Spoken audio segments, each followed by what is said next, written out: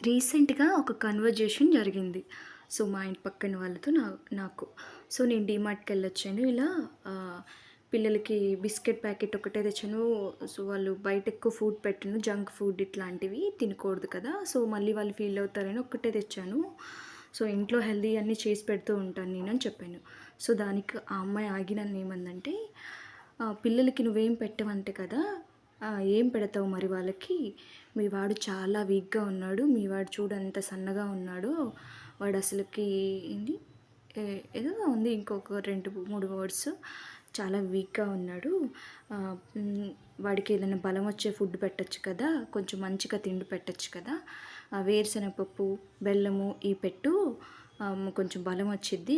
మరీ సన్నగా ఉన్నాడు వీడు అని చెప్పిందనమాట. సో, ఆ మాటకి నేను చాలా షాక్ అనమాట. సరే తెలీదు కదా! ఏదో అంటూ ఉంటారులే అనుకున్నా. సో, దాని తర్వాత నేను రిప్లై ఇస్తున్నా. నెక్స్ట్ వీడియోలో చెప్తాను చూడండి.